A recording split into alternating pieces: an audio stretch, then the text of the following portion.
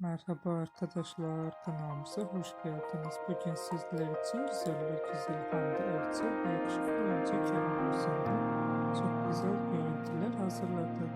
Kerem Bürsin ve Hande Erçel çifti Sen Çal Kapımı dizisinde başrollerde oynamış ve herkes tarafından çok beğenmişti.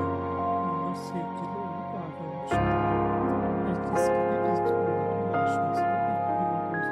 Biz de sizler için onların en güzel ve en romantik karelerini hazırladık. Bu videolarda devamlı gelmesi istiyorsanız kanalımıza abone olup yorum yazmayı unutmayın. Kanalımızda devam için video bulabilirsiniz. Sizlere devam edin. Herkese teşekkür